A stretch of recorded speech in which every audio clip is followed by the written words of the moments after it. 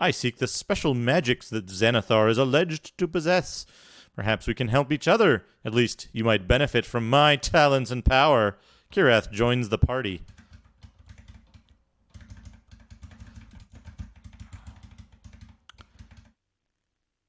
Hello, mule. I don't trust you with that. We'll put... Oh, I can't put that item there for some reason.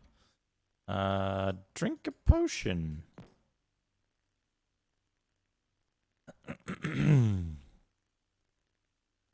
Have I played any Warhammer 40k games? I haven't, but I have one kind of in the queue that I would like to play at some point.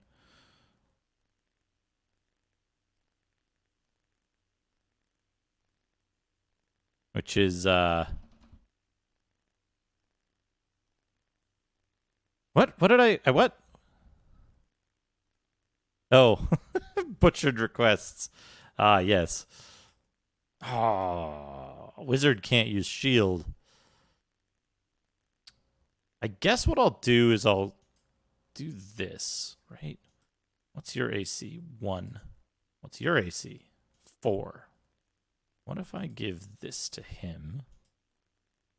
AC -1. AC 2. AC -1. Okay, that's fine. That's fine. That's fine. You get the daggers. You get all the daggers.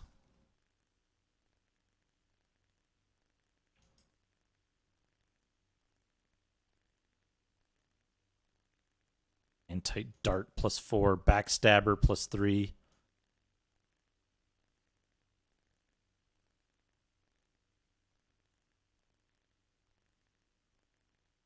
Helmet. You can hold on to that.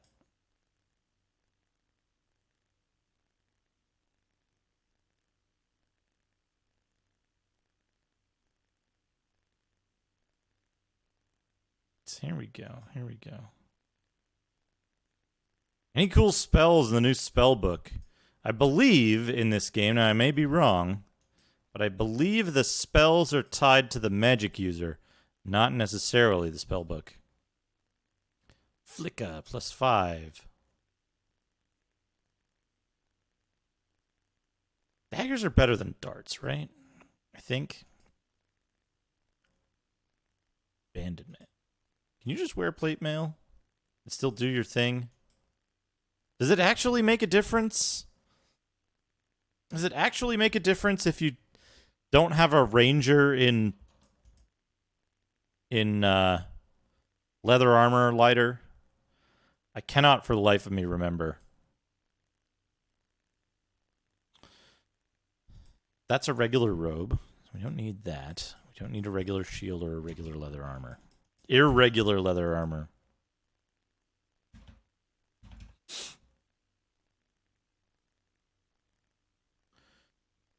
Rangers were fucking unbelievably good. Unbelievably good in fucking gold box games.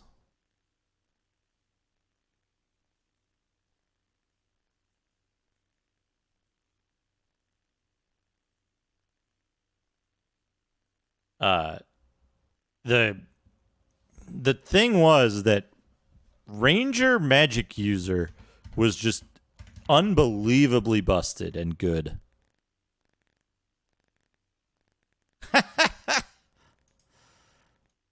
They weren't unarmed. They had one quarterstaff and a club between them.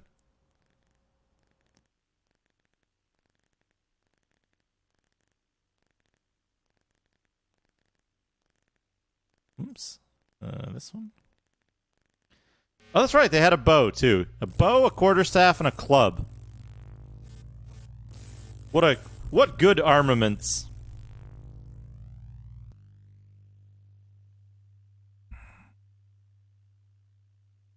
Did you know, folks, we're going to have a little bonus. Hold on a second. Maybe. 40% likely bonus.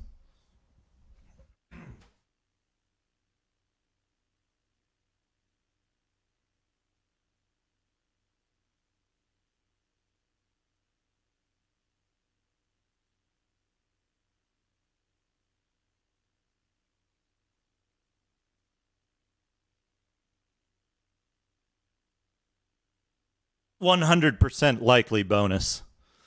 100% likely. Hold on a second. Let me pause this timer. Remind me to start the timer when I switch back to the game. Doodad time.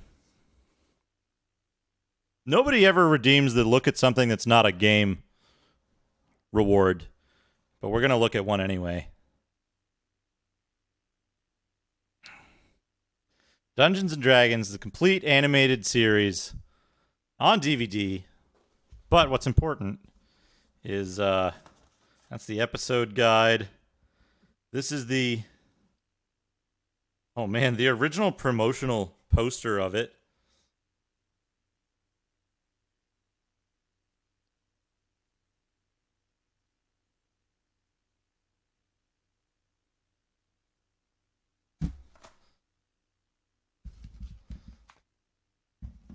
More importantly,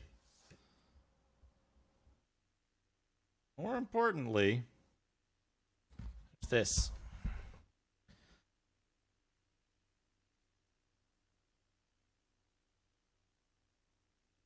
Dungeons & Dragons Animated Series Handbook.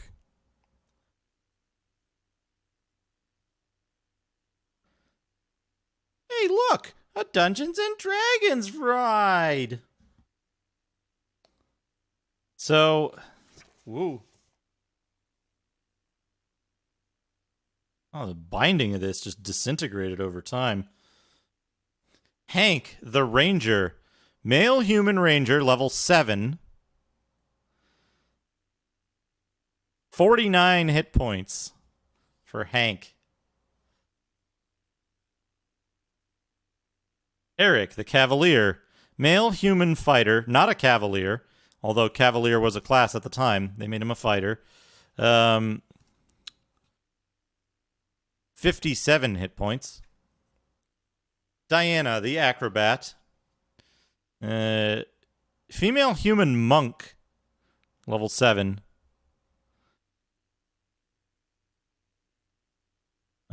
56 hit points. Where's the... Do they give the... Yeah, abilities. Let's check their abilities.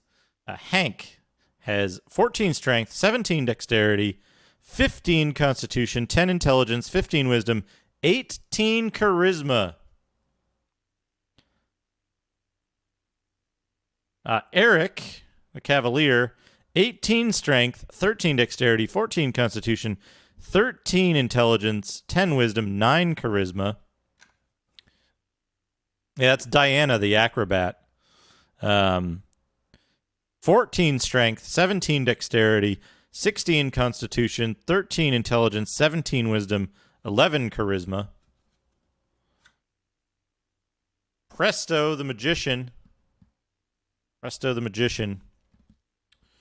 level 7 wizard. 11 strength, 9 dexterity, 16 constitution, 20 intelligence. He's got superhuman intelligence, by the way. 15 wisdom and 13 charisma. Sheila, the thief.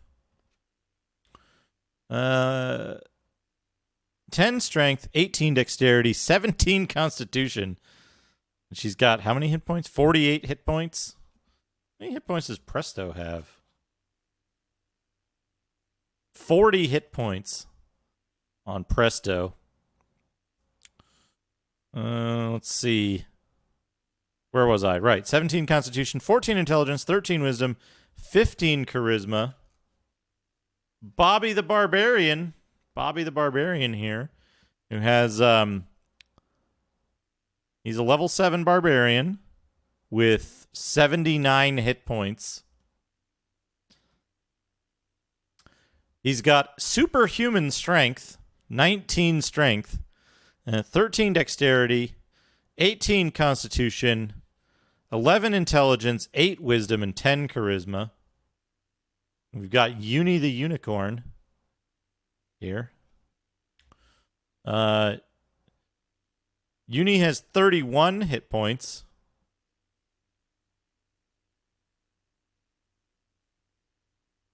And in melee, has a horn plus 5, which does 1d4 plus 1 damage.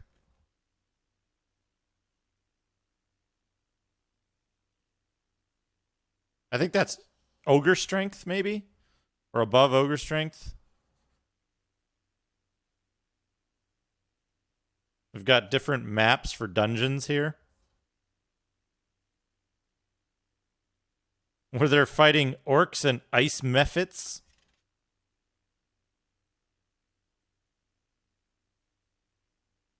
Oh man, we got stats for Venger. Venger, male, half-fiend, human, sorcerer 13, archmage 5. He's got 5 levels in the prestige class archmage.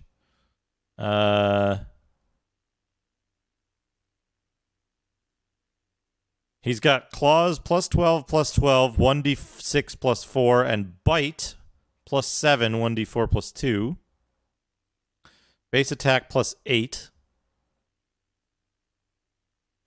Sorcerer spells known. Caster level 19th.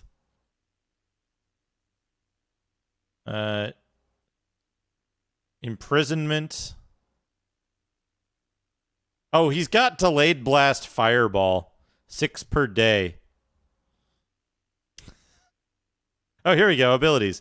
18 strength, 22 dexterity, 16 constitution, or 26 constitution, 18 intelligence, 15 wisdom, 24 charisma. Shadow Demon. Shadow Demon serves Venger as a spy. Medium outsider, CR 8. With how many hit points? I don't think they actually give a list of hit points for these, do they?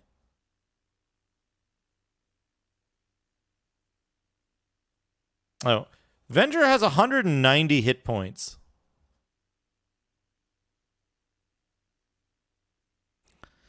Yeah, Venger's like, oh, you kids!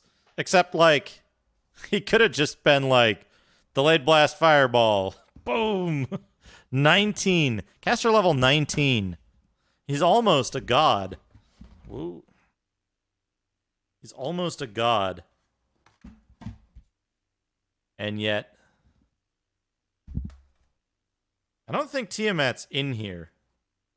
Right? Tiamat is not in this book because it's Tiamat is defined elsewhere in the canon.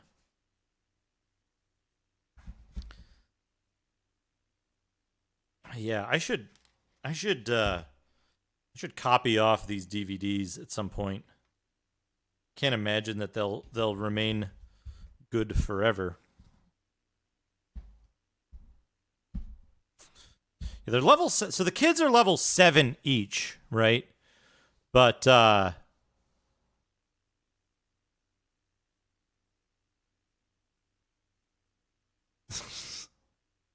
non-hentai books for some reason. I went there looking for hentai, and I found regular books. Boy, was I disappointed.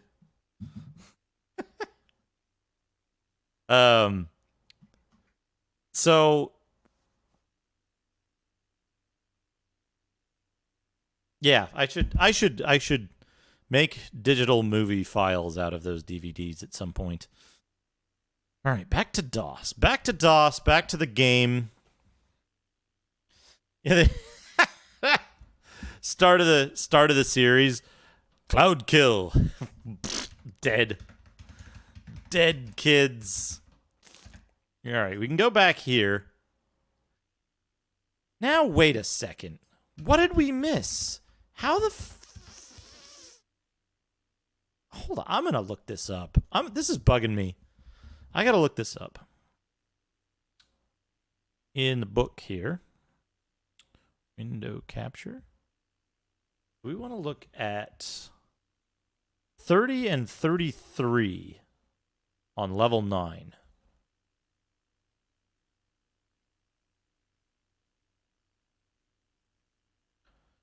Level 9. 30 and 33. Oh, right, right. This is the thing. This is one of the things that confused the hell out of me until I played this game with the clue book before.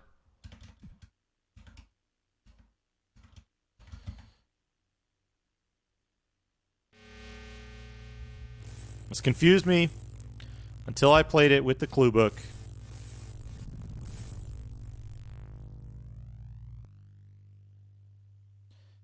Which is... Okay. Memorize spells. Kirath. Memorize spells. Oh, timer. Thank you. Thank you. Memorize spells. Right. Stone skin. All right. We're in good shape now. We're in good shape now. We won't do it right away, but we'll do it before we go to Xanathar's level.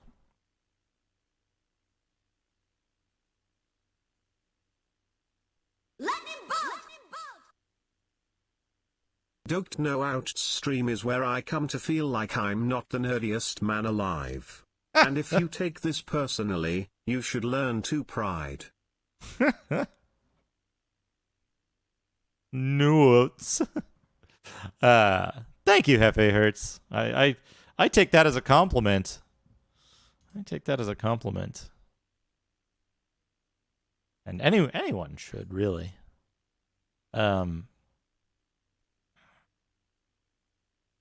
yeah, what was I saying? Oh, this part... I did this before.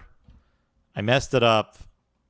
It's extremely unclear what it is you actually need to do here, but we're gonna do it now because we can.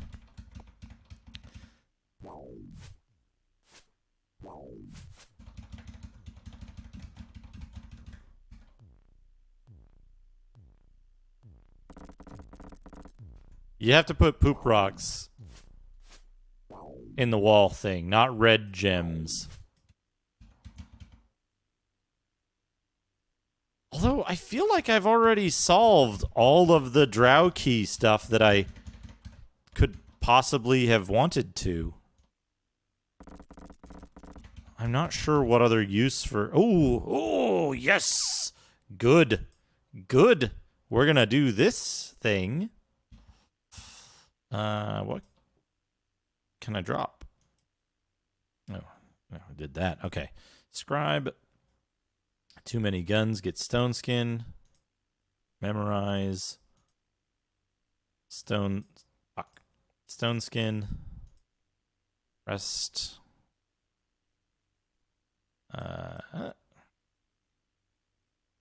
Wait, I should do this all at once. Hold on.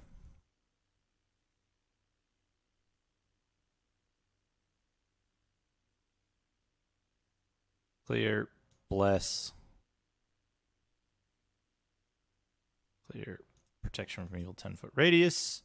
Clear. Prayer.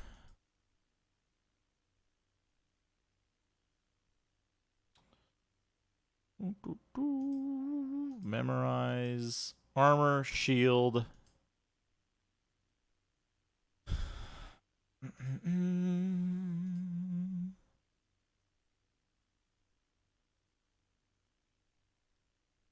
Okay, she doesn't have anything. Good. Rest. Cast. Stone skin. Armor. Whoops. Shield.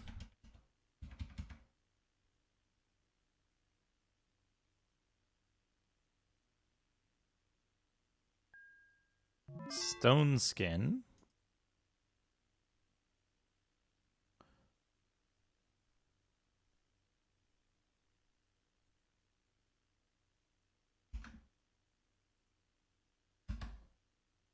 Four, one, yes.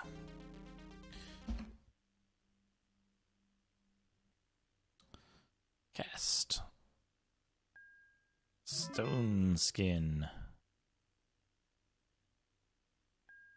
Stone skin.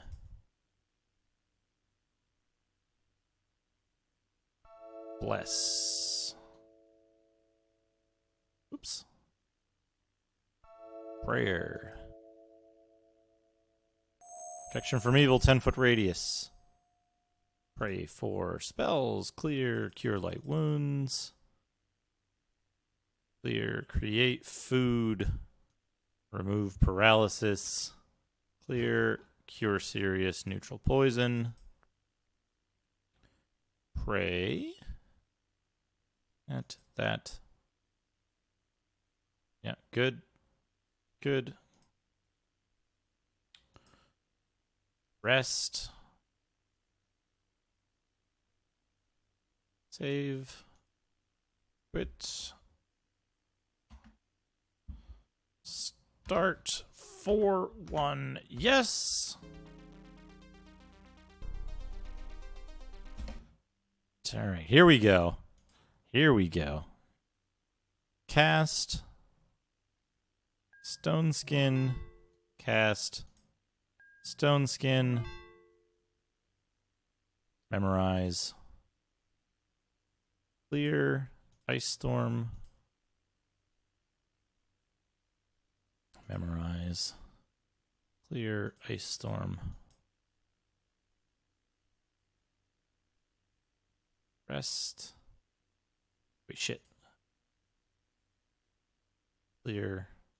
Magic missile. Rest. Save. Quit. Start. 4-1. Yes.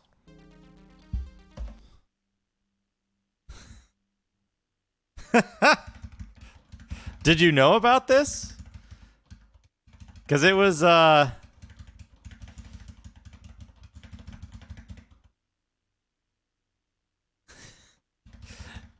it was removed in later patches. I'm playing the original version of the game here.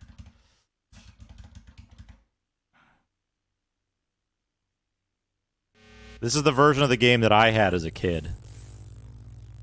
So I try to do that all the time, is like play the version that I had if it's available.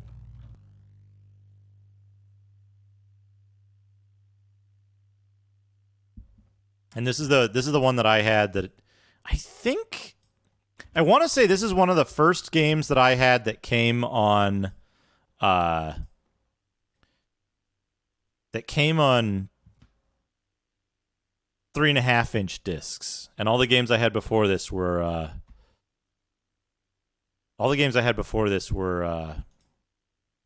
5.25. I'm pretty sure I had the 3.5-inch discs.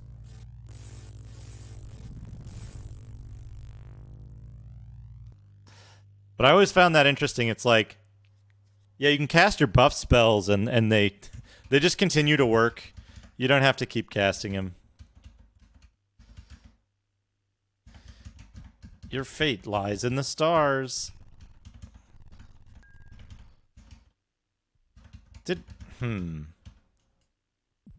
Okay, right. So we got the key. We can come here and do this. We've also got Kirath, who is a level 7 mage with absolutely garbage hit points. Skull key doesn't fit. Drow key. Okay, we just use a drow key there. I see. What do we got? What are we looking at here? We got a door and we got another door. We'll just follow the left wall here.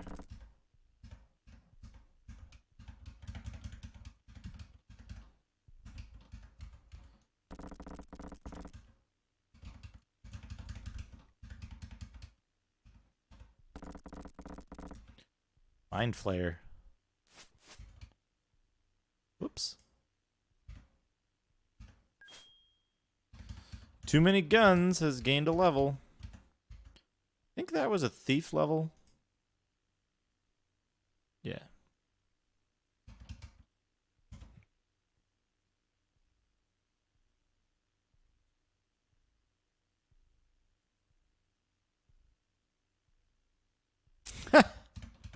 So I figured out the magic thing, the like I figured out the spell permanency thing very early on. Because it happened accidentally the first time. Hey Mortis, how's it going? Yeah, so you have a full complement of attack spells, plus all of the buffs always active, plus like detect magic is always active. So you don't have to worry about like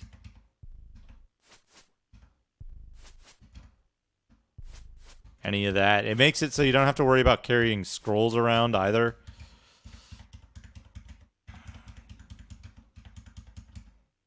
Okay.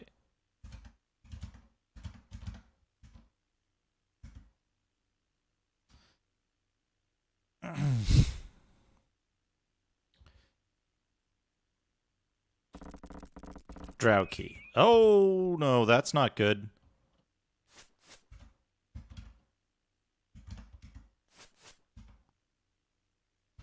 That was a mean trick. Also, this is the orb room. You can just rest. Oh, no. Fuck.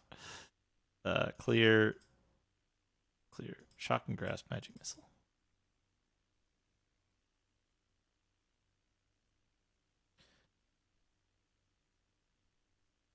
Yeah, like I said, it was something that I figured out quite by accident when I was playing the game as a kid, where what I was oops, too many guns is nude. Better put this on. I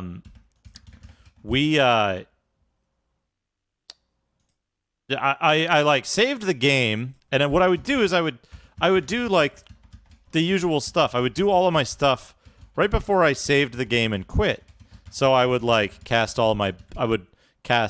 bless, I would detect magic, I would stock up my spells and rest and quit the game.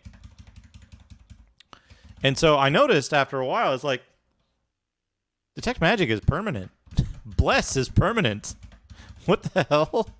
And so I was like, so what if I cast bless again and then rest? Does it wear out? No.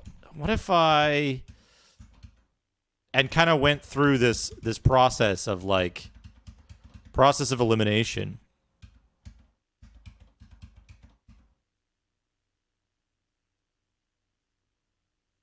Yeah. I figured that out. I just the problem for me is that picking up objects is what? Picking up objects is just a little bit onerous, so I don't do it. I have so many scrolls of Raise Dead. I don't need a scroll of shield.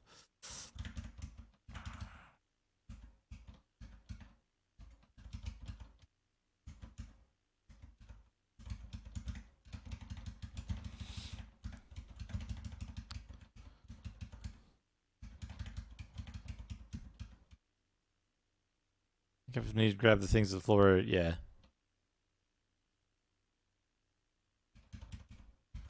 I have not found the beholder yet. There's one beholder in this game. I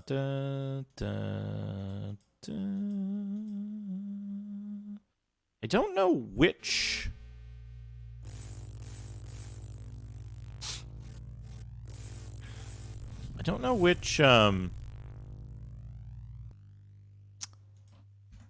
Oops. I don't know which thing. What am I trying to say? I don't know which keys I'm going to need, but I wanted to convert all of the excess keys into. I wanted to convert all the excess keys into gems, so my characters would be unbelievably rich at the end of the adventure. What's this? Another Luckstone medallion. I don't know what those do exactly. I also don't know what the Scepter of Kingly Might does. I don't know what its purpose is. Is it just a weapon? I do kind of wish that pole arms worked from the back row.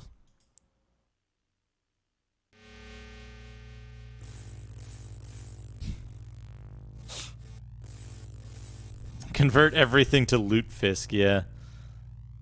Real shame what happened to the Dreadmore guys. That studio just kind of disappearing. Yeah, I restarted after level 6.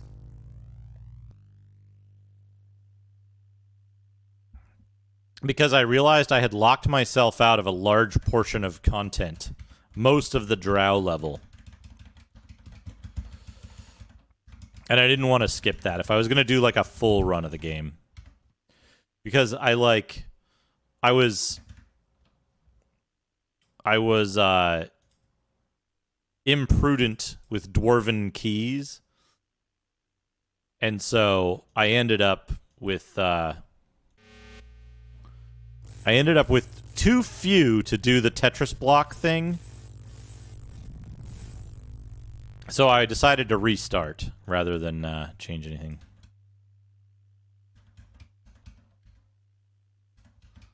I wonder if a beholder lives here. Turn back, no trespassing.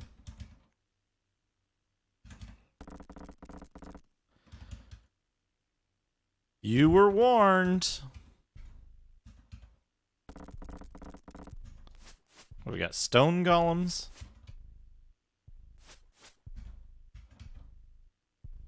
Hey, can you make me a statue to look like a big fat guy? Perfect.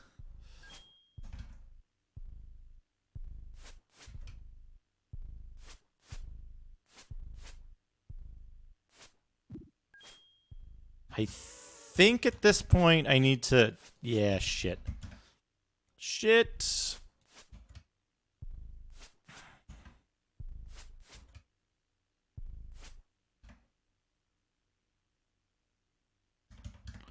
From this point on, having a flame blade is kind of useless. And that's interesting. Wait, is this a one-way? Is this a one-way dealie? I always forget. I think the orb is one-way, right? Is it? Let's try. No, the orb is two-way.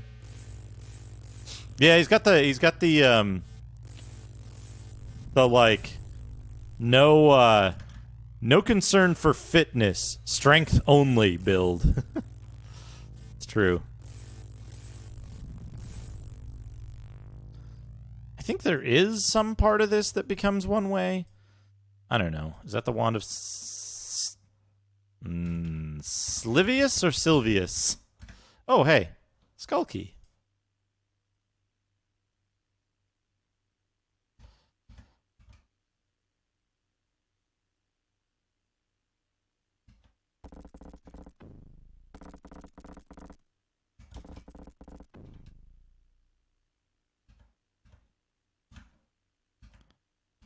Something that's interesting to me is that, like, I kind of wish the keyboard commands worked along with the I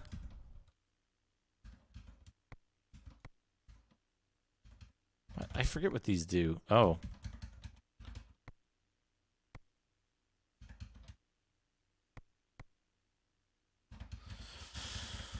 Right, that's a weird room. I don't like that room.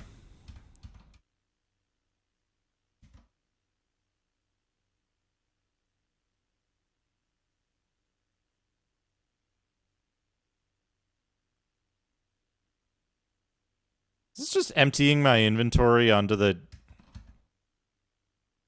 thing? Lightning bolt. Lightning bolt. What is this? Have you uncovered the tomb of the ancient Scully/Mulder compound, lost for many years, and presumed to be pure myth with most legends surrounding ancient aliens? Alright, we gotta take the skull key.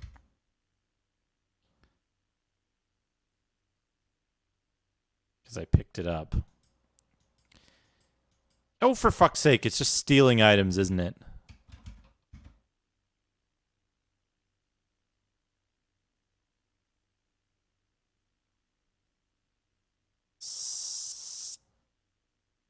Stop it.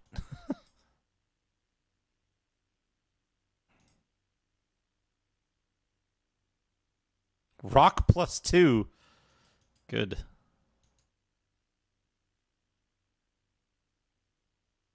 Does it just do it constantly? I think I might have soft locked myself here. Which is fine. We can fight those stone golems again.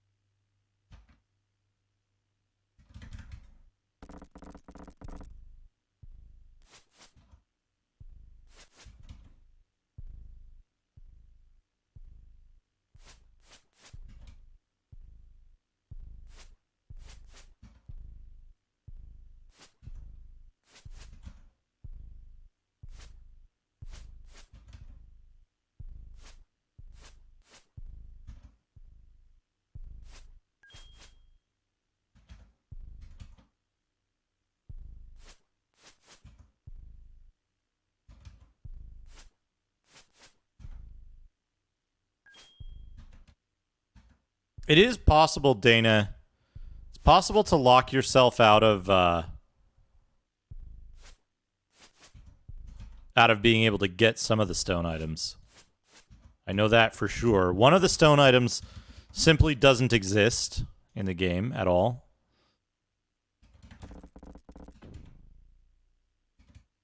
So there's that too. What's that? Vlad is an artist, but your style was too Eastern anime. You had a more traditional TSR art. Started talking to them about D&D, impressed with their knowledge, and asked if you would like to play the alpha of Eye of the Beholder 1. Nice. Nice.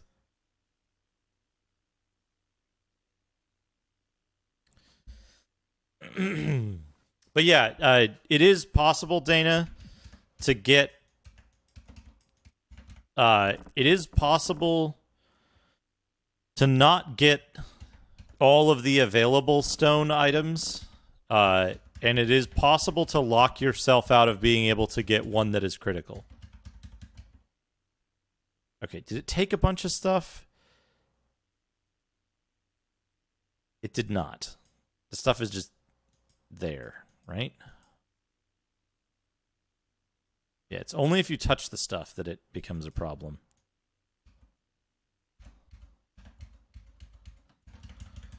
So what's the solution? You go in... No, that's that.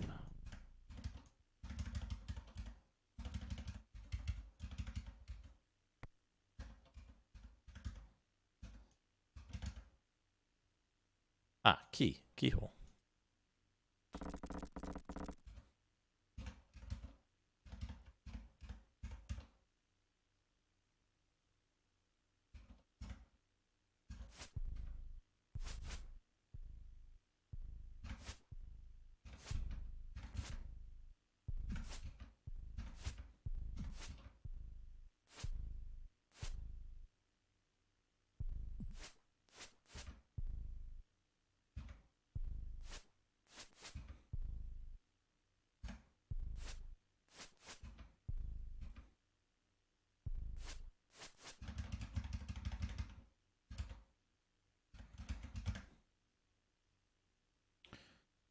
Oh yeah, we got it. We got it. Potion of Vitality. Potion of Invisibility. Hell yeah. Rock +2 with the moss on it. Oh, do I have enough stuff left over for each person to do this? Darts are plentiful. Get rid of darts. I know I don't have enough red potions. I don't have enough red potions to do it.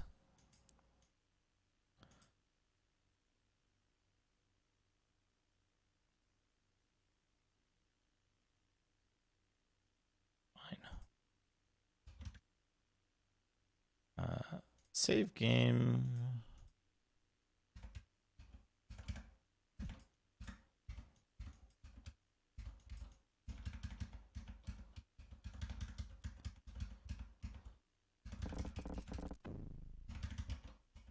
Oh, that's mean.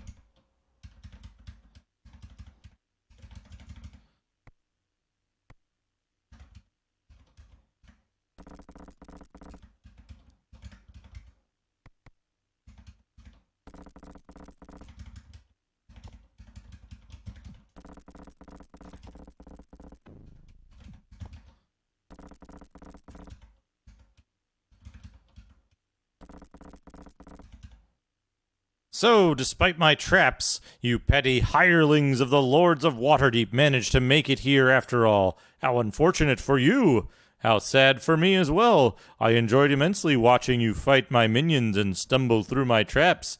Of course, I'm responsible for creating the traps, just as I am responsible for creating a plan that will bring all of Waterdeep under my absolute control. You, of course, cannot be allowed to interfere with my brilliant plan. Surrender to me now, and perhaps I will grant you mercy.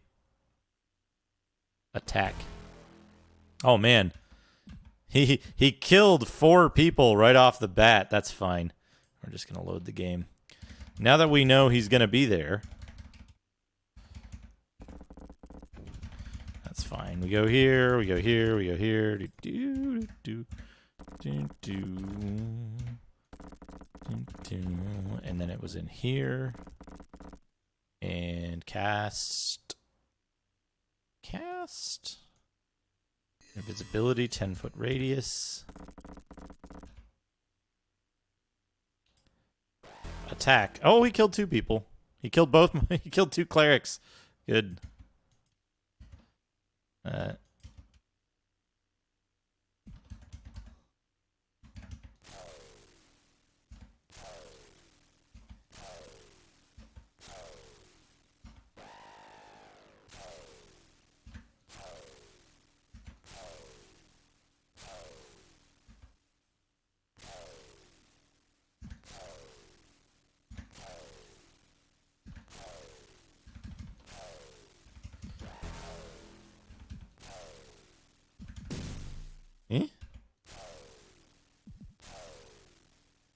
What happened here? Oh.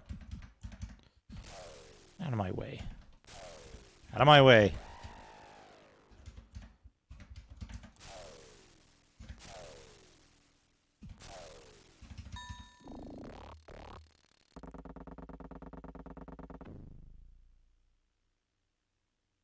Crushed.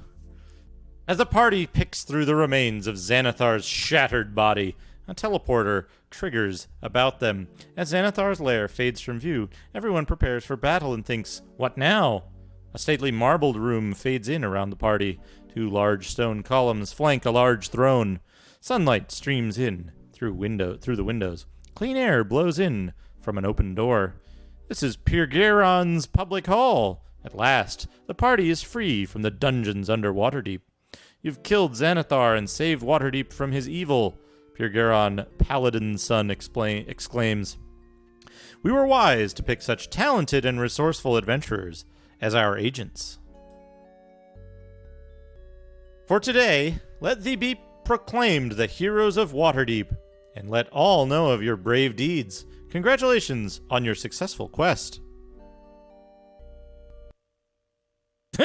Dump to DOS. Dump to DOS.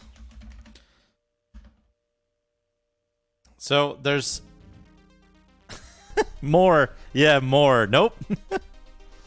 For today. Yeah, for today. So what I want to check, there's a couple of things I want to check here. One is, well, let's make everyone invisible, save, rest. Right, save, yes. Quit, yes. Start 4-1. Yes.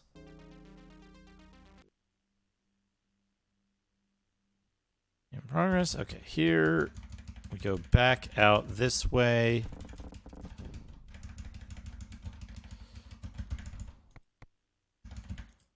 Oops. CGA mode. Yeah, CGA mode seems lovely.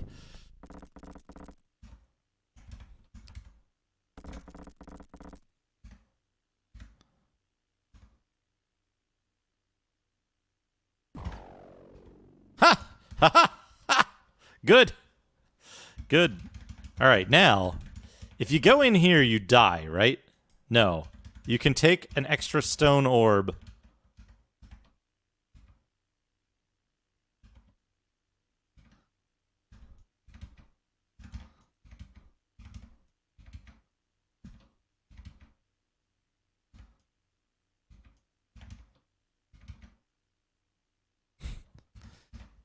And none of the other items. None of the other items are there. I thought he was going to just wander down there on his own.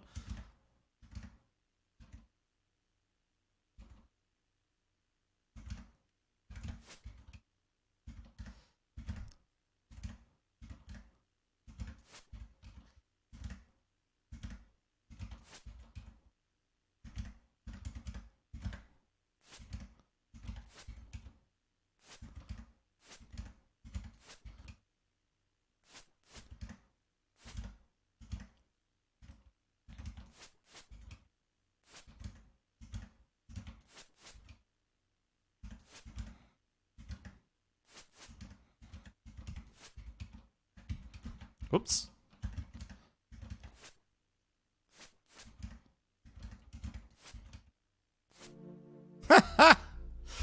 And then if you kill him this way, he it's just it's like instant.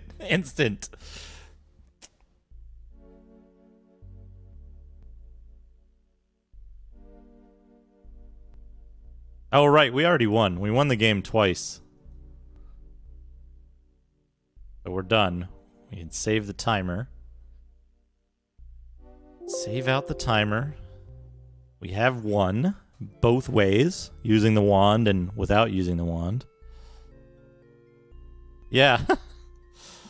Game complete with everyone surviving. We killed him. We killed him with our weapons. Hey, Starman, how's it going? And then we go straight to DOS. However, there's a couple of things I want to check. One is EGA mode. We'll look at the intro in EGA. 16 color EGA.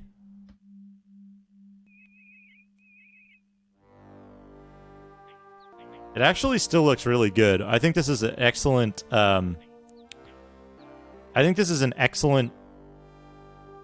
Sega CD intro. Oh, nice, Starman. Yeah, I gotta get where did I put it? It's around here somewhere. I've got the thing for you. I gotta put it together. I'll probably ship it out Tuesday, maybe Monday or Tuesday. We'll see when I have availability. I didn't get a chance to do it this weekend. But yeah, the EGA art in this is incredible.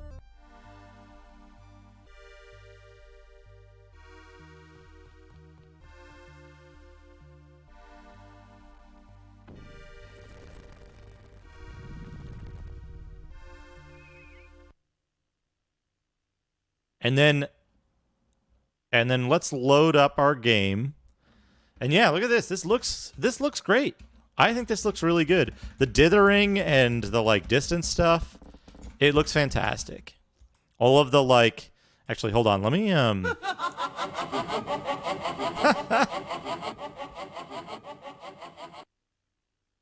Here's some bits. Starman, thank you so much. That's totally unnecessary. Totally unnecessary. But thank you. Thank you. So let's do this. We'll rest. We're gonna cast Detect Magic.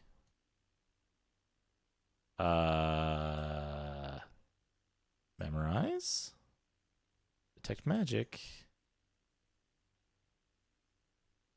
Rest.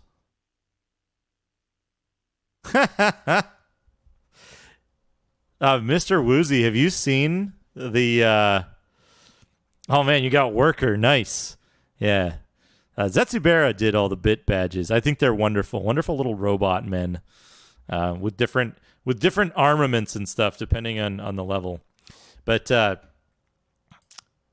Mr. Woozy, have you seen the way that you beat Sin in the the easiest way to defeat Sin in Okay. So Detect Magic wore off. Now we can see the full glory of all the different items. It's actually Rings of Lightning Bolt. Rings of Lightning Bolt. Oh, this is EGA, or 16 color EGA enhanced graphics adapter or whatever. We get to see all the little pixel arts for the icons, the gems and the swords and weapons and stuff. We'll be looking at CGA next. These all look great. These look fantastic. I think Lady Doctor actually looks better in EGA. Yeah, they're all just really, really good icons. You can tell everything was everything was redrawn specifically for this palette. It wasn't just that they took existing art and tried to cut it down. This stuff was clearly redrawn, and a lot of care was put into making it look correct. We can even see that, if we cast some spells, we can see, Magic Missile looks totally different. What else do we have? The, sparkles look great. Milf's Acid Arrow. Fireball. Lightning Bolt. We've got Ice Storm. Were there any other spells I had? Frost. I thought I had a Wand of Cone of Cold, but I don't. But yeah, really cool stuff. Really cool stuff there. I like the use of, instead of using the gray for the menus, actually uses the light and dark cyan, which I think is a good choice overall. But then there's also CGA mode. We'll use this with the built-in speaker.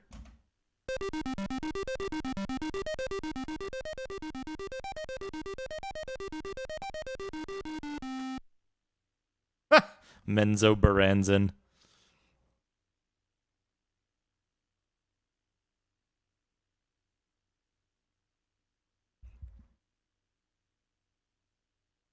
So yeah, now we're in 4-color CGA, color graphics adapter.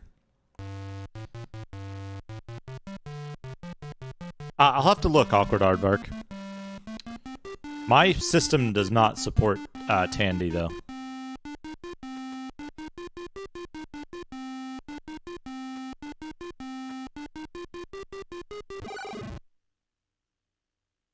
Master! I can't read! Master! Oh no! Although I will say that text would appear correctly on a composite monitor.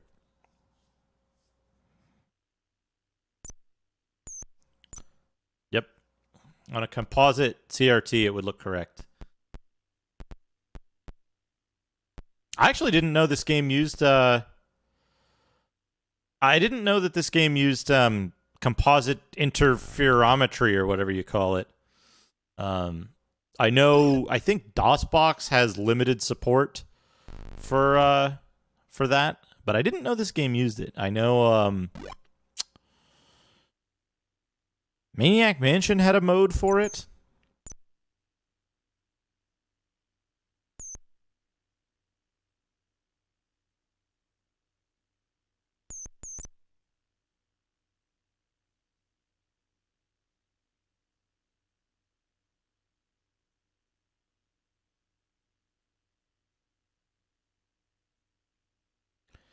Yeah, the way that composite signals specifically are built, it makes some very interesting things happen to images like this. I think DOSBox has support for certain games. It has support for a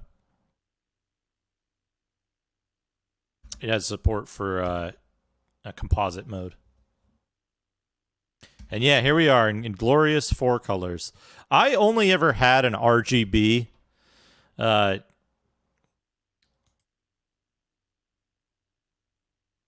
Lucius, the cave-in is from the beholder itself. Has done it. Oh no, Berserker, you don't look so great. Lady Doctor has a bit of a skull mask. Santa looks okay.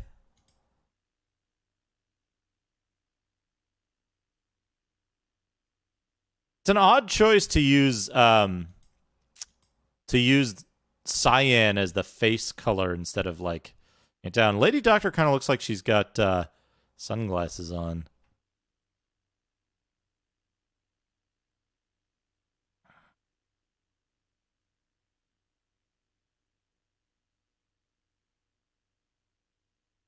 But yeah, this is what CGA games typically looked like. I played a Heroes Quest 1 in CGA. And yeah, I have it over here on a CRT, but it's a digital RGB signal.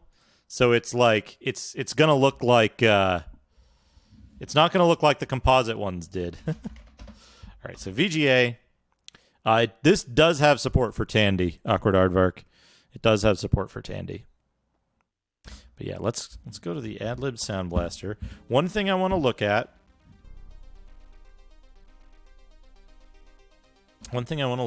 Is we're going to memorize Detect Magic.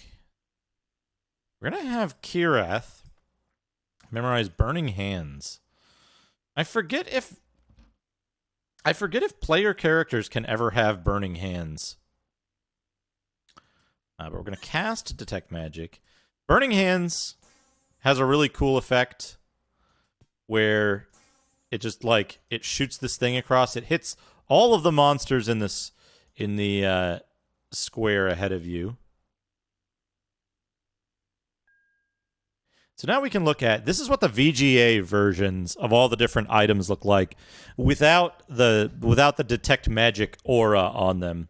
The Chieftain Halberd looks pretty cool.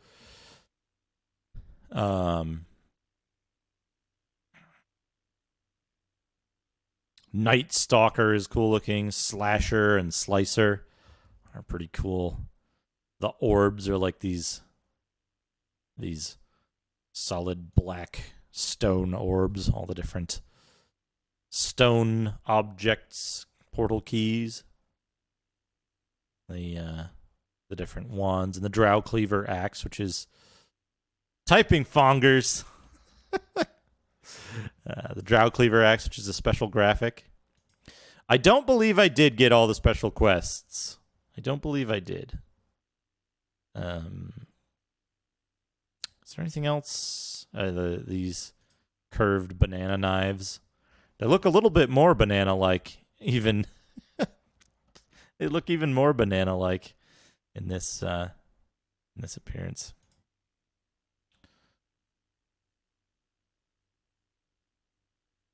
But yeah, so there's and the Dwarven Shield with its normal appearance there. And then the one other thing I wanted to check. By the way, one of the things that is always been like something I really enjoy is what I call Westwood gems, which is these gems, the gem icons for Legend of Kyrandia, and how they got reused like over and over and over again everywhere. But the Westwood gems I always thought looked really, really great. It was just so appealing. I was like, I want that. a sapphire the size of your fist thought that would be really cool. But what I want to check, there's two things I want to check. I want to check the secret quests and see what I got and what I didn't get. So I think I did a run through where I got all of the secret quests. Let's see. Replace the treasure with that which the Drow treasure, which means I need to go get. I think I need to go get Kenku eggs.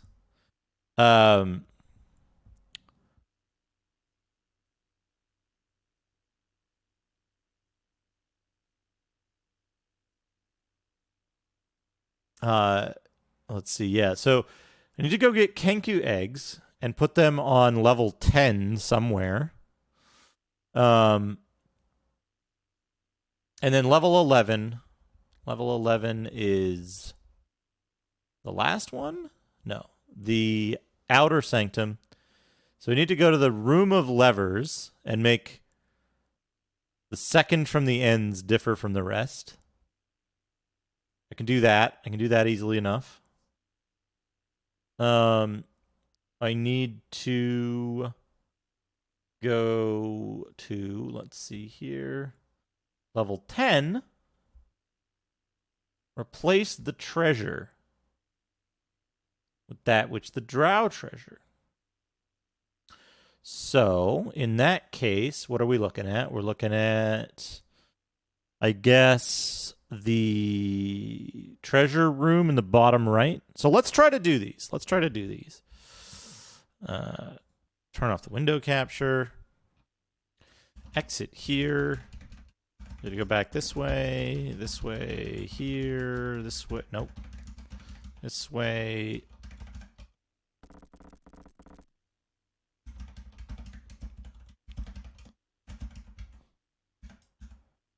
To this.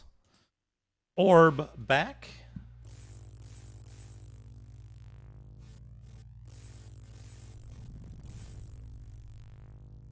Orb back. Put this away.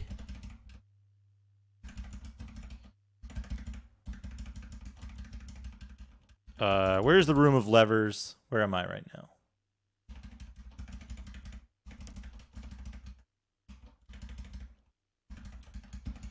Key room. Here's this thing. All right, now, to get to the room of levers, from here, we're facing west currently. So west will not take us to the room of levers.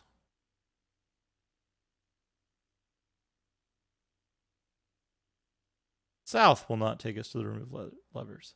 The room of leathers. North will.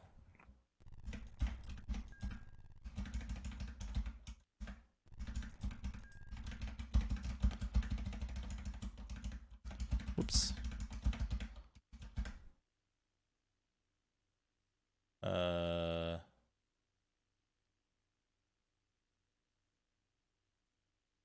That's not it.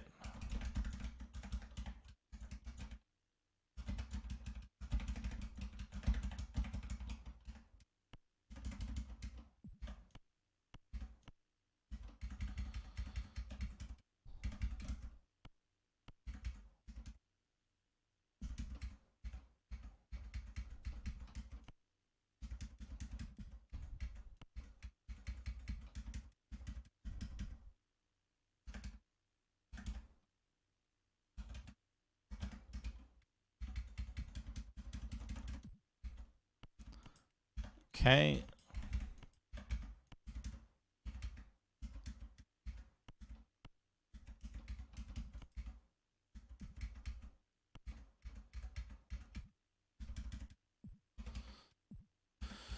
All right, so I didn't get the quest completion for this either way. I didn't get the quest completion for this one either way. So the next question is for the level 10. So to get to level 10, we need to take...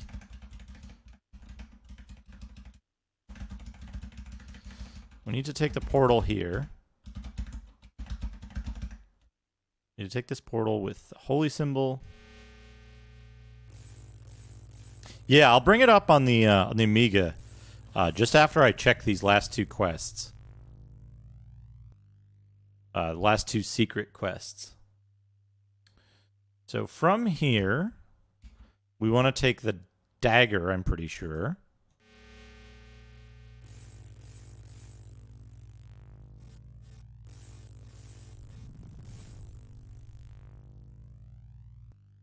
We want to go there. South, west, north, west, west, southwest, north here, west.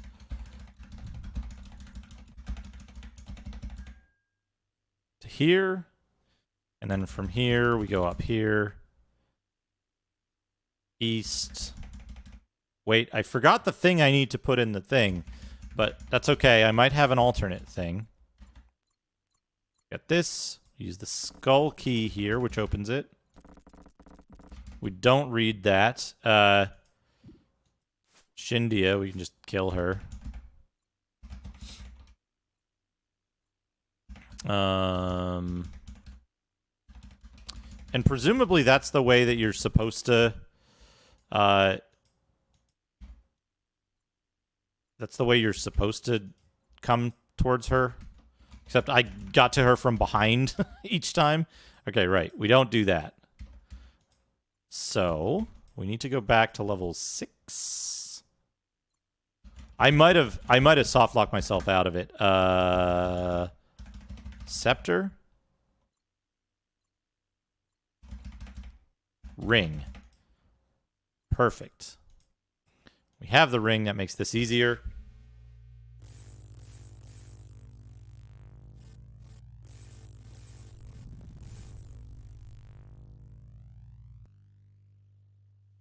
Okay, south? Here we go.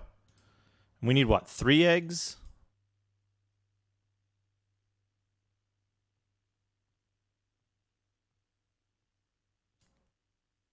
Probably.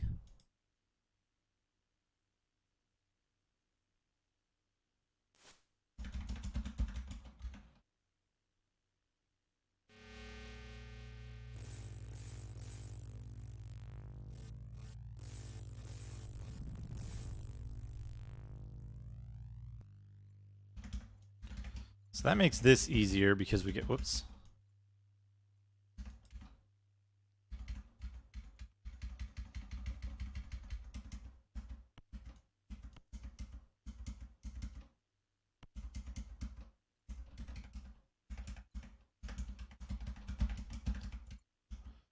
Here. Who's got an egg? Who's got eggs? Who's got eggs? Yeah, see, that didn't do it either. So, these, I don't know if I've ever completed these 2 quests.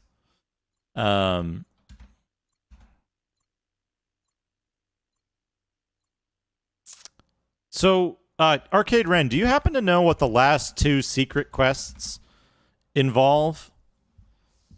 Because they're not what I expected them to be. So special quest bonuses for level 10, replace the treasure with that which the drow treasure, and those second from the ends must differ from the rest. Now, my assumption was that on level 10, that's not the right mouse cursor. On level 10, there's this area that seems to be some kind of Thri-kreen treasury. Now, the 2 options that I figured were that the drow treasure either the power orbs. They either treasure the power orbs or the eggs, the Kenku eggs, because you can bribe them with Kenku eggs. And I would assume placing eggs or power orbs into the sockets in the wall here would trigger that quest, but it doesn't seem to. The other is for level 11, those second from the ends must differ from the rest. And there's the Room of Levers, which is here, 39 to 40. And I assumed that changing the levers so that the one second from the end were either up or down when all the rest were up or down opposite them would do it.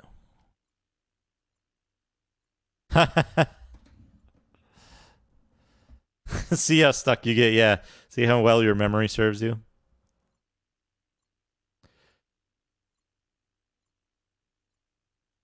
I think I did this. What's at 37? What's at 37 on 11? Oops. 37. Yeah, Luckstone Medallion. I got that.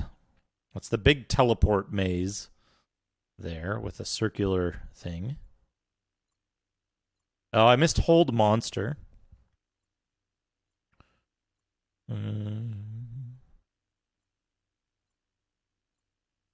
Probe of Protection +5.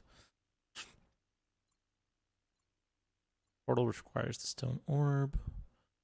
Did I miss anything in Xanathar's lair? Skull key, non-magical necklace. Non-magical ring and a potion of healing are placed in it. If you go directly over and take the items, other items will be stolen from the party and lost permanently.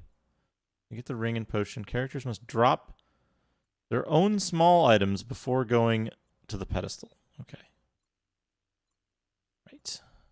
Lost permanently. So you can soft lock yourself in that room with the pedestals. Stone for substance, potion for strength, spheres for animation. Or golem making golems is not a good idea unless you want more combats and XP.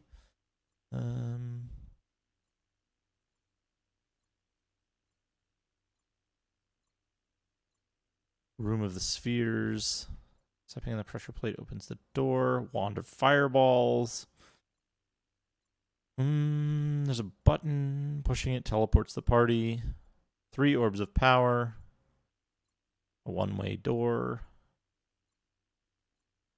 Wand of Magic Missiles. Wand of Magic Missiles. Or Iron Rations.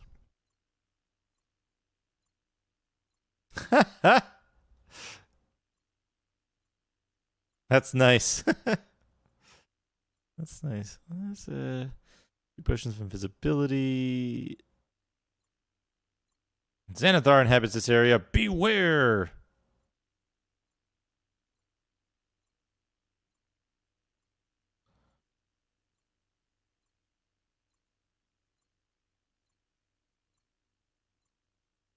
Copies of all the portal keys. An Orb of Power. There are many Orbs of Power. There are many Orbs of Power, potions of vitality and invisibility.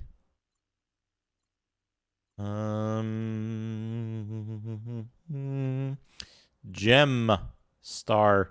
The stone gem that triggers the portal on level 7 is unavailable in Eye of the Beholder.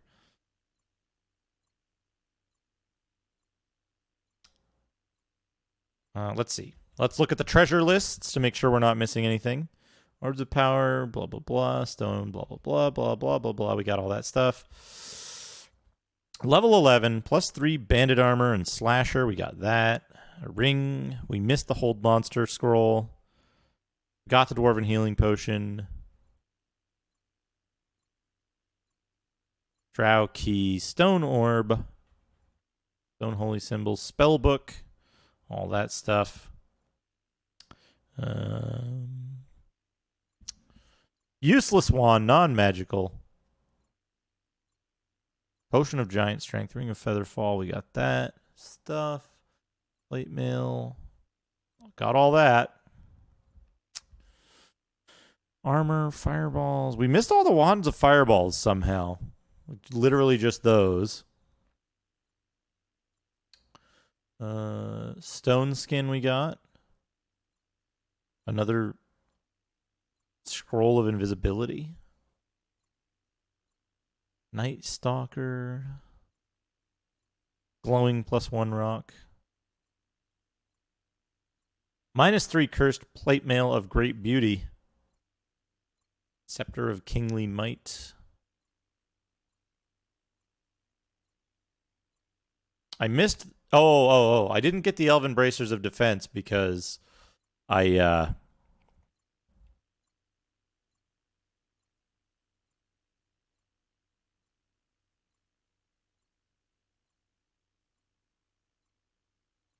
Try to put eggs in the niches in different orders. From the web. Yeah, let's try it. Let's try that. We should be right there. Right?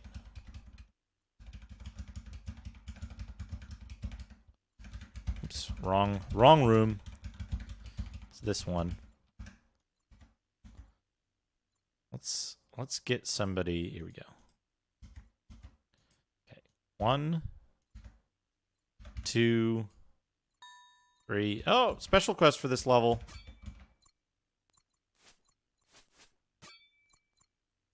Slave Jobs, do you happen to have the one for the other level as well? Levels 10, level 11 and level 11 and level 12.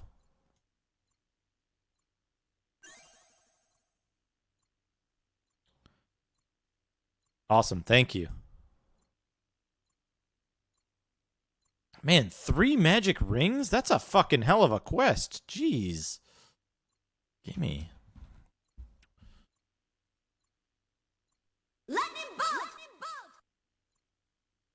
You have 10 minutes to retrieve the Elven Braces of Defense, otherwise I must be forced to challenge your retro dominance in the form of an extremely unfollow. Extremely unfollow. Hefe Hurts, thank you for the 100 bits. I really do appreciate that. I appreciate that. The Elven Bracers of Defense. I'm locked out of them now. I can't get them because I got the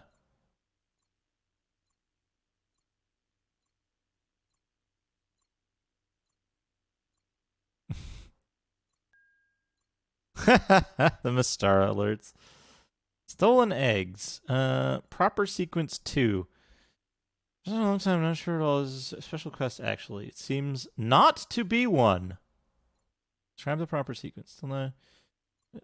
Should have met Shandia. Explained. Levers are not used, but have a nice effect if you manage to turn them up all. More difficult than it might sound, since the levers will also switch each other. If you succeed, you Wand of Frost. The sequence is correct.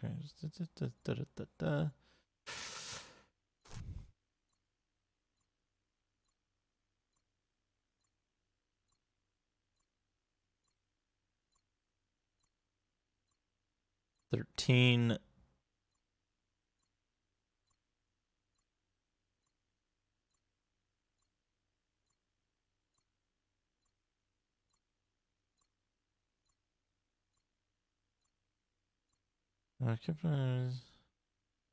Do nothing that round. Be careful. Quicker than a magic missile. Yeah, so it sounds like level 11 and 12 don't have special quests that can be completed.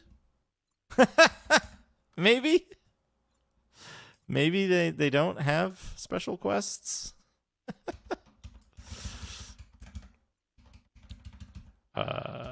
Wait. Scepter. Ring. Yeah, ring?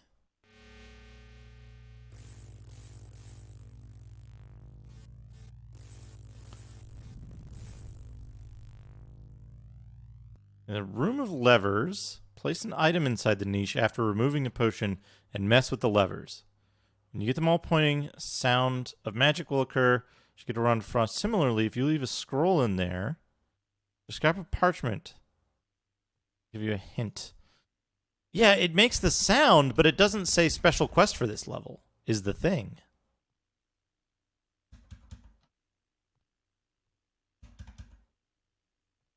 So the guide gives you a hint The clue book gives you a hint as to what the special quests are, but it doesn't actually outright tell you.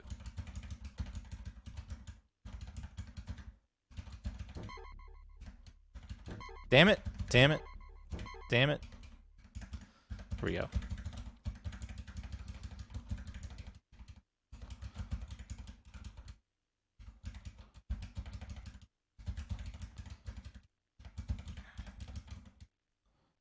What am I doing here? All right, I'm going here. That's not the Oracle.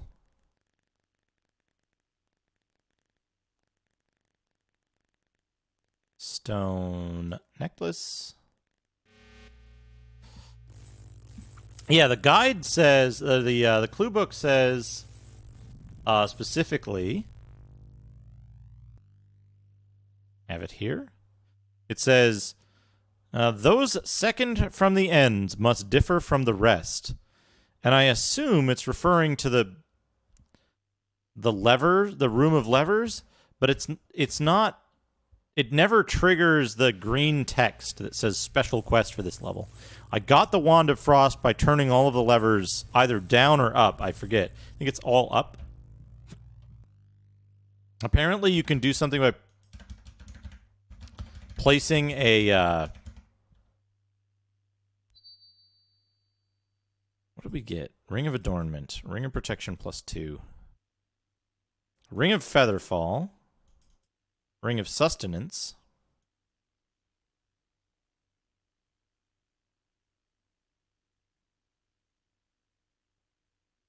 It says, those second from the end must differ from the rest. Man, one of every magical ring. That's a hell of a reward for the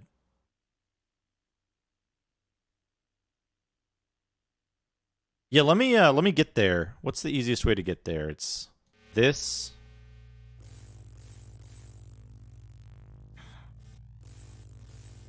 Down, up, down, down, down, down, up, down. Yeah, that's how I have them set, and I didn't get green text.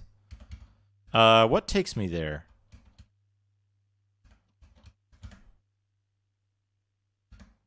Can't activate the gem. This takes me to the lower thing.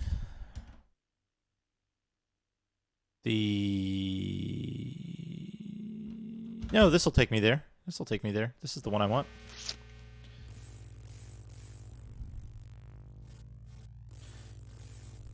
Put any scroll in the shelf. Okay. We'll try that. We'll try it with a scroll. We'll try it with any scroll. Any scroll we have.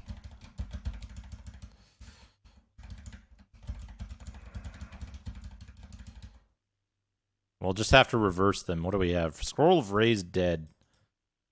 Good enough.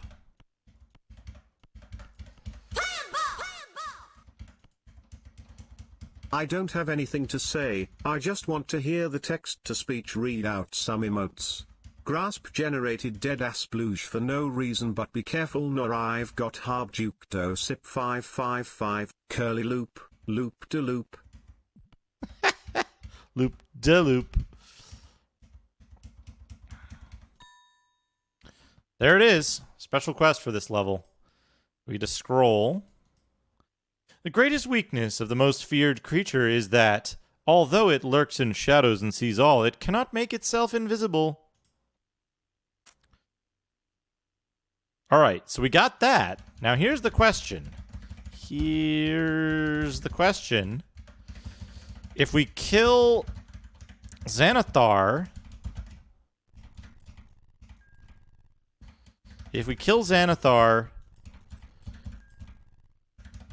with the Wand of Sylvius... No, wait, shit, this is the wrong one.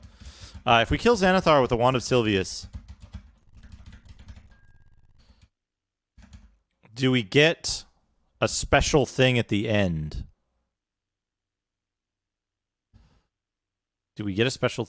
I gotta look. Yeah, on the final level, you have to push him with the wand, which doesn't do anything normally.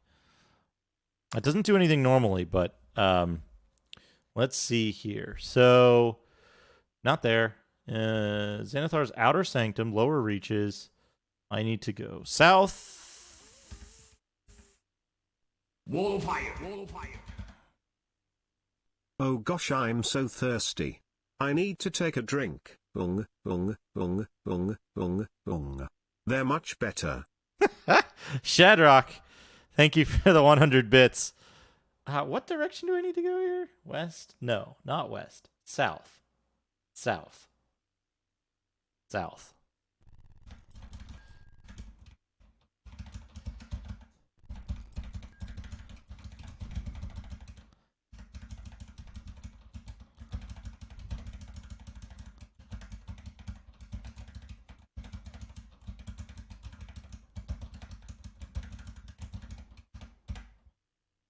Orb.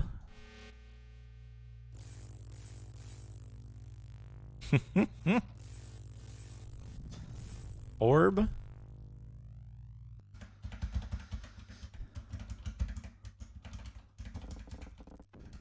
West, south. I should probably save the game here. Cast. Visibility 10-foot radius. Equip you with the Wand of Sylvius.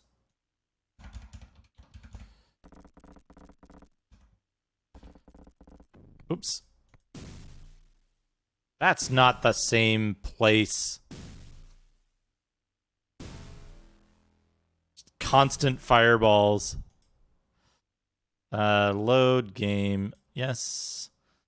Okay.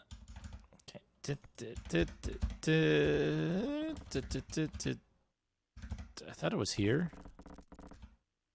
No. It's the wrong place. It's through one more here. Then here. There we go. Cast. Oh wait, let's get the wand ready.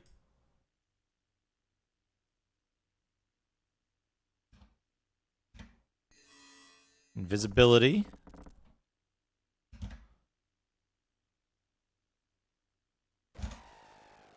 Ha!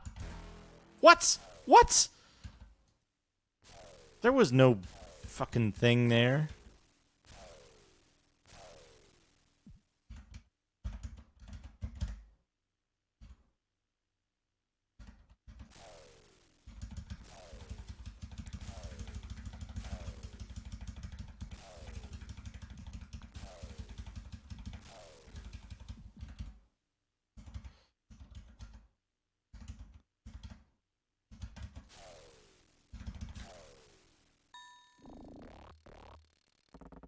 Makes the noise. This party picks through blah blah blah blah blah. This is all the same stuff. Hey, hopeful dreams. Congratulations on your successful quest. Nothing different. Nothing different, it seems. So that's all special quests.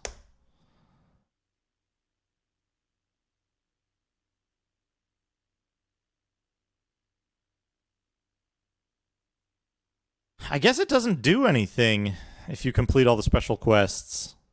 Because it never gives you green text. It never gives you green text on the final special quest. Unless there's a hidden other one. It's kind of unfortunate it doesn't print out like a special code for you to send in. In the when I looked through the documentation for it, it does mention what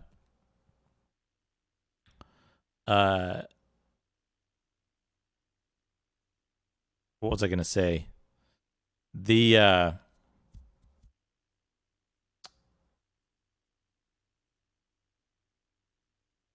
It says to send in a postcard or something if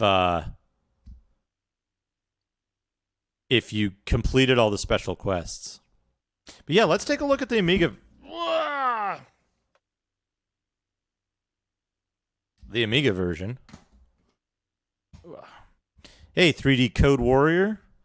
Welcome. We just finished Eye of the Beholder. a third time with all the special quests this time. There we go. Amiga.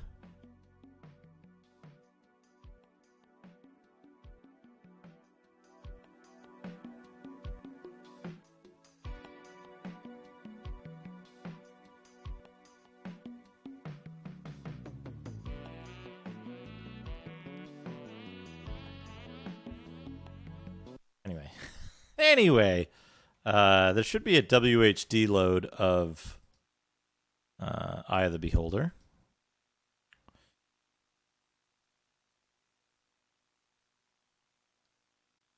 XYZ, Eye of the Beholder.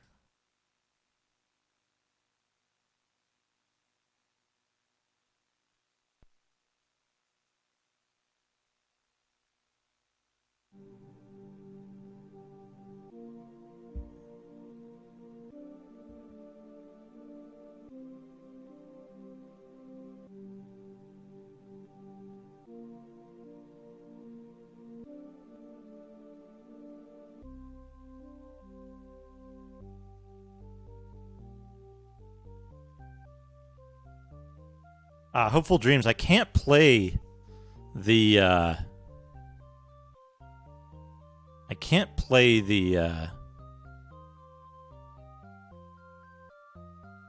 the AGA version. Hey, Flora's Lava. Welcome. Here is the land. Let us choose our champions. Awkward Aardvark, if I use the NTSC tooltip or tool type, is that going to work on this on the PAL Amiga?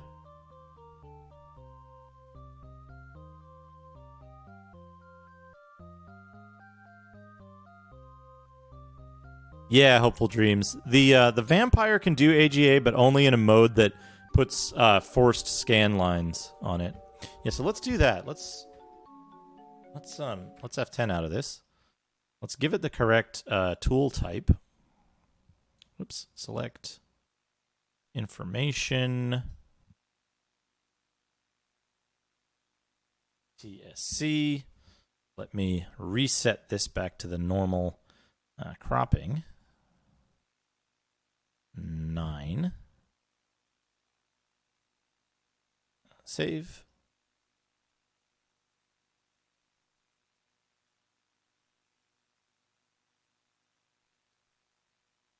Yeah, error in display initialization.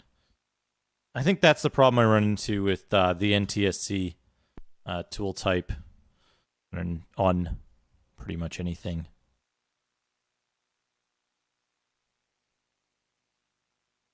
Unless, perhaps, display type NTSC. Boot. We'll try this. Oh. Oh. Good morning, Mimic Chess. Oh. Good morning.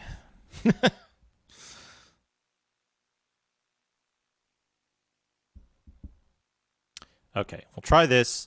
We've set it to display type NTSC.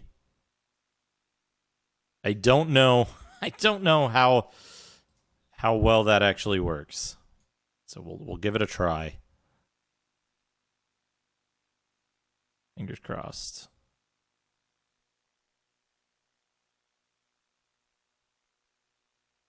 It works. There we go. It's not it's not reading it correctly. That's for sure.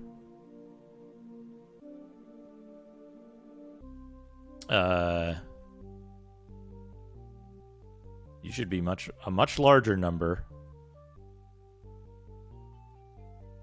Hold on.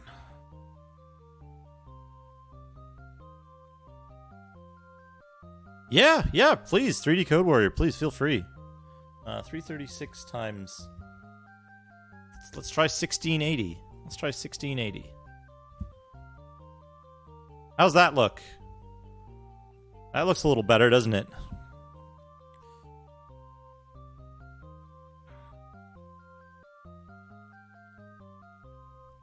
Hey, Marco Paolo. Let me take a look at this.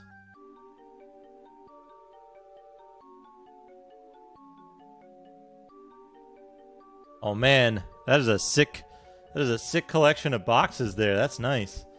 Fantasy 3, all the AD&D games, the Bard's Tale 3, Thief of Fate. That's awesome. That's awesome. Unopened Eye of the Beholder 3. I mean, you wouldn't want to open it. It's an unreleased fake game.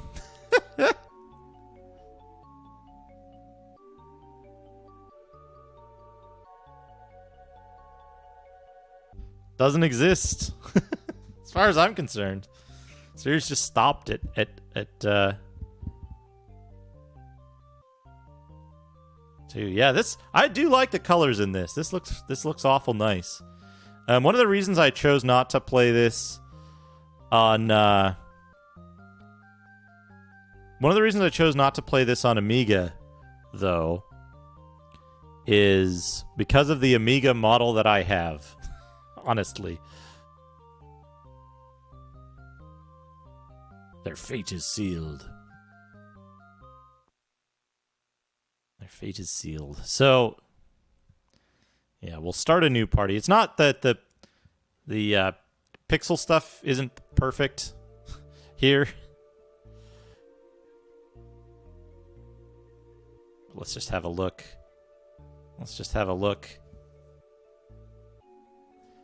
Many of the same portraits with slightly different colors. I think this guy looks better on Amiga, much better, much clearer beard definition. And yeah, no D-pad for movement. It's just, or no numpad. Santa Claus. This guy I like the way this looks better with the blue background. I think this guy looks a little better here.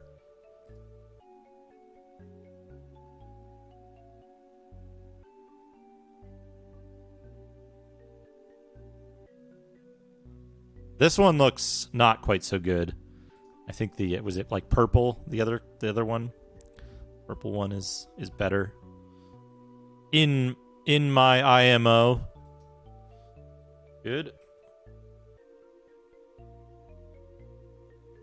I'll have a look at the female portraits here. They definitely have more like pop. In terms of like where a lot of the like detail and focus is. Again, the pixels aren't quite right here because we're not using.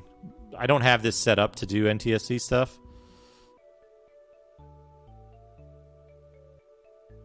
No, I set alignments on the other characters when I actually played through.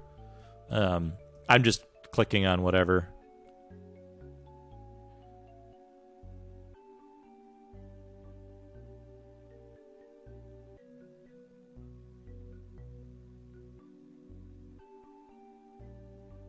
Lady Doctor looks a little different.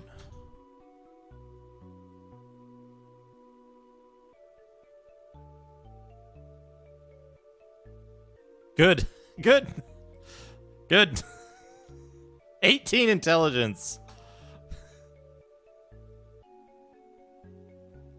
White hair one. Which white hair one? Hold on a second. Halfling female fighter thief.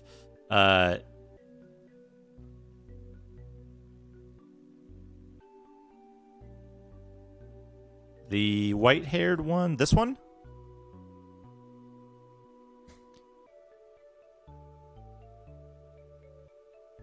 Yeah, the white-haired one is in the...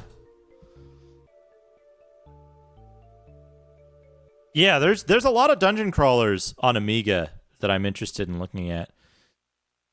Yeah, this one. So this one is on the DOS one, but it looks a little different. She's got, like, slightly different hair and stuff. The OCS version of this has the one thing I don't like too much. I like the look of the colors of stuff, but stuff gets kind of washed out in the middle, like in these areas. I love the way the interface looks on this, though. I think the interface is way prettier. And some of the icons look worse, but some of them I think look better, like the mace and the sword, I think, look better.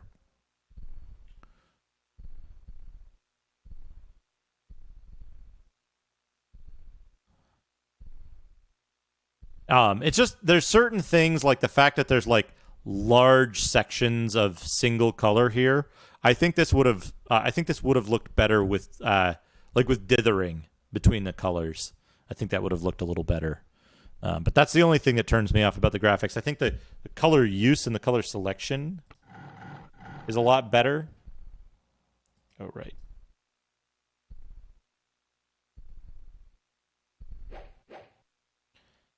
Different sounds, too. Kobold rune for entrance. Oh, we already went this way, so we gotta go this way.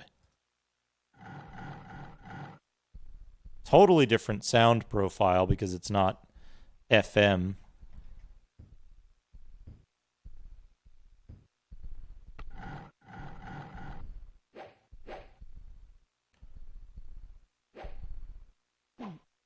Yeah, that's why I chose not to play this on the Amiga. Otherwise, I would have picked the Amiga for it.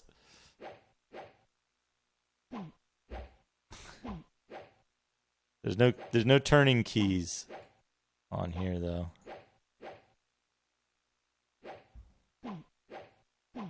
I don't have the ability to play the GBA version on even questionable hardware just yet. So, oh, these look fucking great in the view. What is the mace? Oh, that looks good. Holy symbol, so. Boots look pretty good. The leather armor. How about this scroll? The scroll looks way better. Scroll looks way better than the IBM version. This one looks about the same. Lockpicks? Oh, those look nice. Yeah, naked sewer party, everybody. Yeah, these guys look way grittier, but I think I like the IBM color scheme better.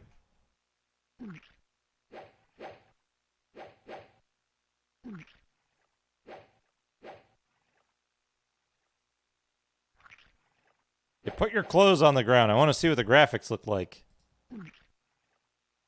Swap. Up. Swap. There we go. Let's punch some leeches with our bare hands.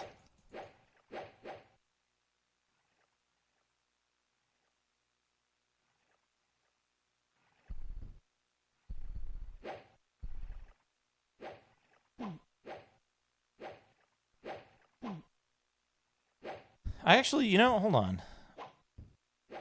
Let me kill this damn kobold.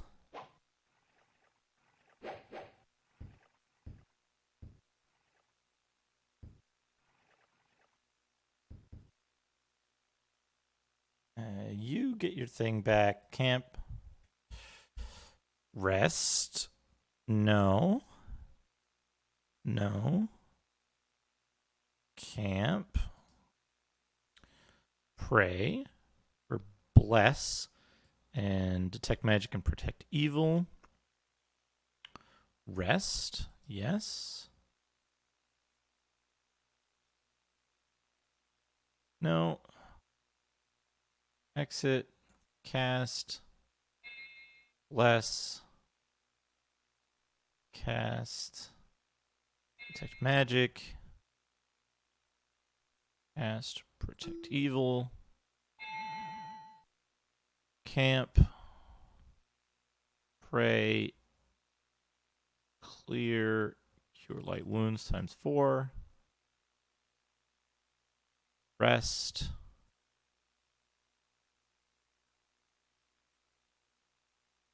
Okay. Stop. Game.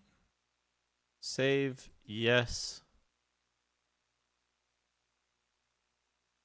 Saved. Quit. Exit. Okay, we go here. We go here.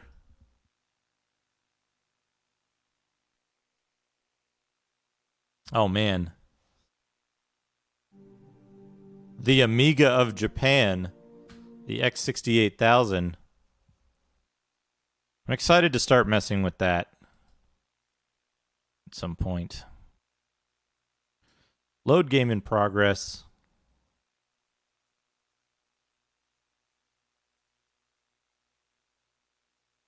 What is the ZETI? Ah, the X1.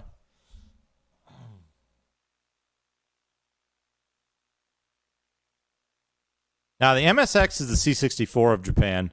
The X1 is the ZETI, I'm pretty sure. Hold on a second.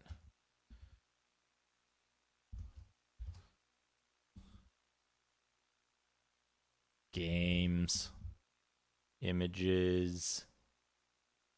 Now, the X1 is the BBC Micro of Japan. The BBC Micro. But yeah, look, it worked. It worked. The same bug, the same exploit works.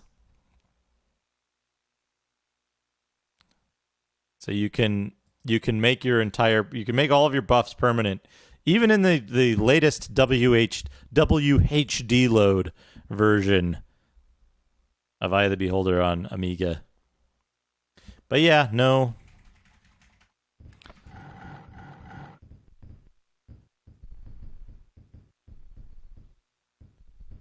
Awesome, thanks, Arcade Ren. Yeah, I'm about to wrap up. It's been 7 hours of stream. It's been 7 hours of stream, so I think I'm gonna wrap up and find somebody to host. Let's load up the best music on Amiga.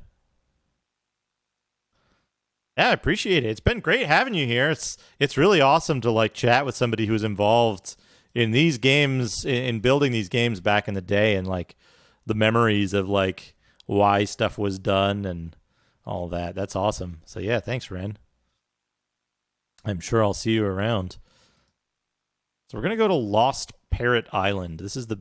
Oh wait, we might not be able to run this. We might have to reboot again. Oh no, it works. It works.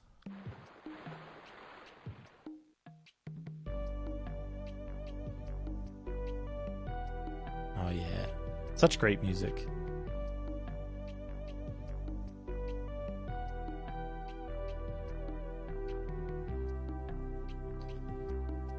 You know, people usually go in for the like action music, very high energy music, but I think overall this is the best music on Amiga. But yeah, I have to give it some thought. I need to figure out what I'm going to play next on Sundays, because what I think I'm going to do, folks, hear me out. Hear me out. Saturday is going to be console long play day, and Sunday is going to be computer long play day, where we start a game and we play it all the way through till it's finished.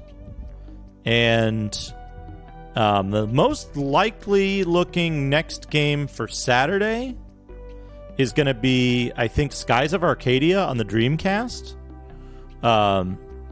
We might do that one. There's a couple other things that have been thrown out there, but make a decision on that soon. But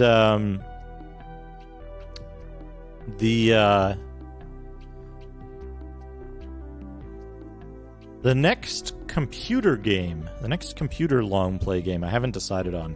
I'm thinking about maybe Ultima Underworld.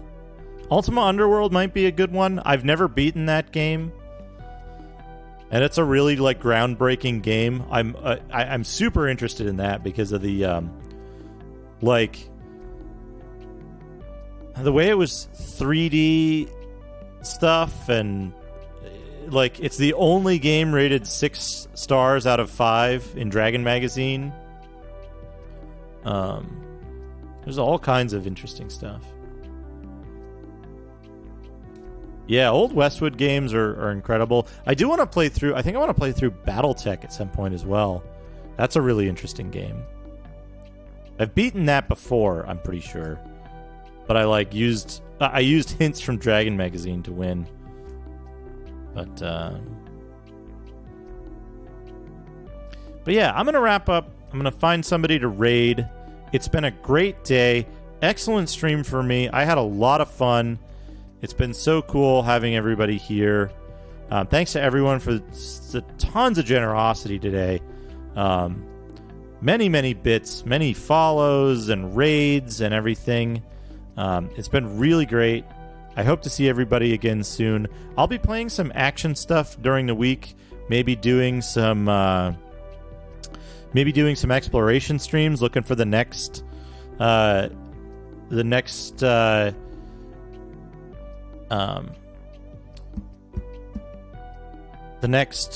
computer RPG to finish, but we'll see. But let's go to the end screen. Let's find somebody to raid.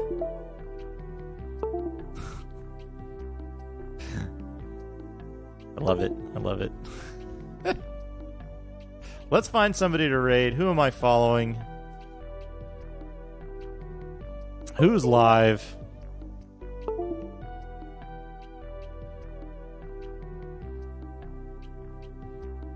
Let's see, we've got Chinese Hulk is going to be playing Popful Mail. Gamma Chris is playing Ultra Kill, maybe Project Warlock. Music and performing, crossword, the racing stuff, Atelier, Gams, ASX, Ghosts and Demons, Mega Man X. Let's raid Chinese Hulk. You know, I don't get the opportunity to often because of schedules, but we're going to raid Chinese Hulk.